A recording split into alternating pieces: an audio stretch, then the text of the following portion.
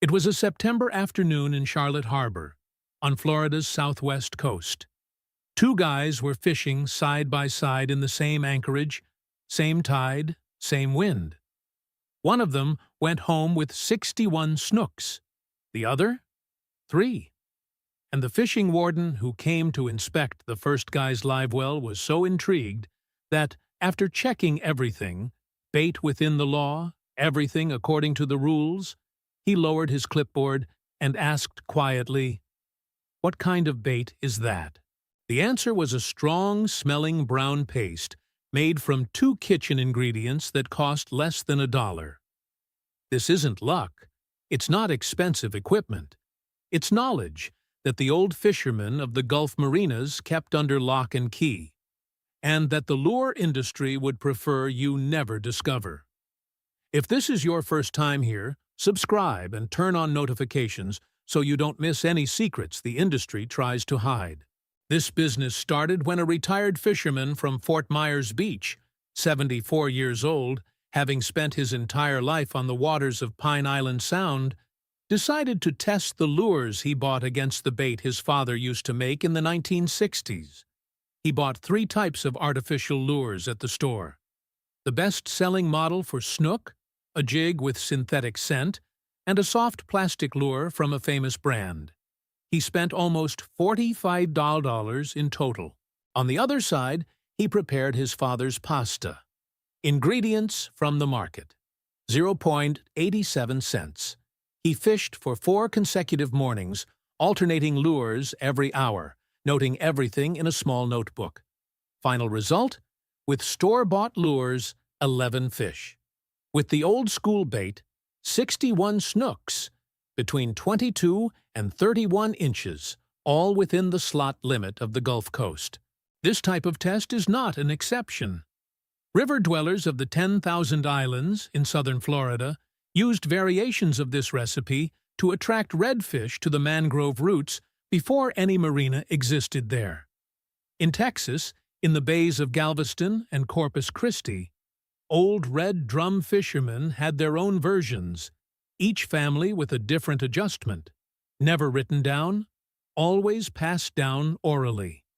Father taught son, son taught grandson. And it worked. Then came the industry. Industrialized products with catchy names, pretty packaging, $15 a bottle. And that knowledge faded away. It became restricted to the old men at the marina who still fish in shorts and flip-flops. And they don't tell just anyone. But before I give you the recipe, I need to tell you something. We are living in the craziest era of fishing. There has never been so much technology, so much information thrown onto the internet. And yet, a lot of fishermen continue to return home with few catches, frustrated, without understanding why some guys always fill their live wells while they just take pictures of the river. What if the very strategies that even the most experienced anglers don't share publicly are what's missing from your fishing trips? Those invisible adjustments to water reading, spot selection, bait type, and decision-making that don't appear in YouTube videos, but completely change the outcome in practice. That's why the ebook High Level Fishing was created. A practical, straightforward guide, where you discover the pillars that truly make a difference in fishing, and learn to apply, step by step, the same strategies that the most successful anglers use in the water. This isn't just another superficial resource repeating obvious tips. Here you'll truly understand how to think like a high-level fisherman, how to read the environment, choose your spots better, adjust your techniques, and prepare intelligently for each outing, greatly increasing your chances of catching more fish in less time. Download now using the link pinned in the first comment. Please note, this special offer from $99.90 to just $14.92 is available for a limited time only and may be discontinued at any time. So, the main ingredient is fermented shrimp paste, the dried version, which you can find in any Asian or Latin American market for less than $1, mixed with pure cane molasses. It sounds crazy, but science explains it perfectly. The olfactory system of snook, and redfish as well, works completely differently from ours. They have amino acid receptors in their lateral line and nostrils that detect diluted chemical concentrations in the water up to 40 meters away. Fermented shrimp paste releases glutamate, taurine, and glycine, amino acids that activate an almost involuntary feeding response. The fish doesn't choose to ignore it. It's pure instinct. Think of it this way. It's like when you're sleeping and the smell of fried bacon wafts from the kitchen. You don't decide to wake up. Your body wakes up on its own. Molasses acts as a dispersing agent.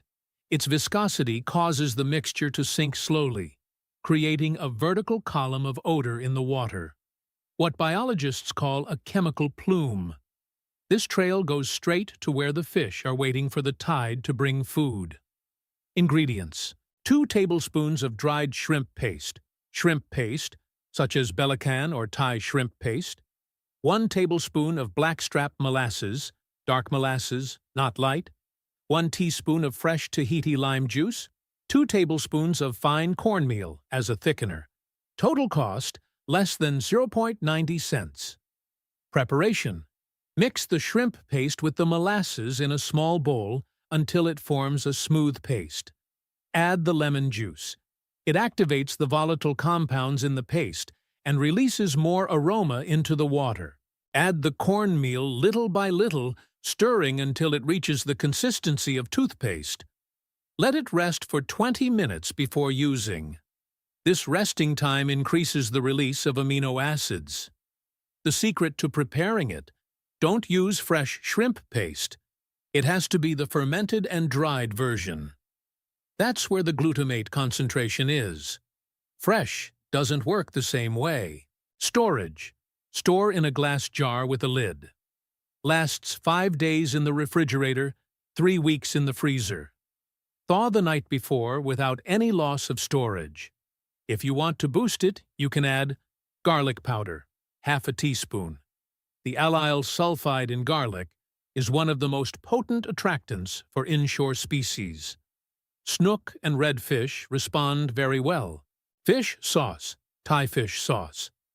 A few drops increases the concentration of taurine in the mixture and allows the chemical plume to remain longer in the bloodstream. Do you know why you don't find this on the shelves at Bass Pro or Academy Sports? Simple. A bottle of synthetic bait costs $12 to $18 and lasts maybe 3 fishing trips. Your homemade bait paste costs $90 and lasts for a whole week. The industry can't compete with that, so it doesn't tell people it exists. It's not a conspiracy theory. It's math. If every fisherman in Florida knew about this paste, sales of synthetic attractant would plummet. So the knowledge stays buried. The old fishermen at the marina don't talk to strangers, and you keep buying the $15 spray. How to use: apply a thin layer to live shrimp or pilchard before casting. No need to cover everything, just a quick swipe. On artificial lures like soft plastics or jigs, apply a small amount to the tail, where the lure's movement creates turbulence and disperses the aroma faster. Best times: high tide, especially at the turn of the tide, when the water starts flowing through the mangroves. That's when the snook positions itself at the mouths of the inlets, waiting for the current to bring food. In Texas bays, redfish respond best at low tide near the oyster reefs. Common mistake: using too much paste. An excessive amount creates such a concentrated smell that the fish become suspicious. Less is more. A thin layer, not a bath. Click now, secure your access to high-level fishing, and let these strategies start transforming your next fishing trips. The link is in the first pinned comment. When you return from the water applying what you've learned, come back here and comment, "I caught more." That will be your commitment to your evolution in fishing. And perhaps it's exactly the step that separates the stories you hear from the stories you'll start telling. Imagine your next fishing trip to Charlotte Harbor, or the bays of Corpus Christi. While others spend $18 on synthetic attractant from the store, you use a paste that costs $0.87. 20 minutes after casting, the snooker is already on the hook. Your buddies will ask for the secret. You decide whether to tell them. The old fishermen of the Gulf marinas didn't hide this knowledge out of malice. They simply knew that those who didn't fish alongside them didn't deserve to know. This knowledge survived decades of synthetic products, aggressive marketing, and shiny shops by the pier. It's still here. And now it's with you. Subscribe to the channel and turn on notifications so you don't miss the next video.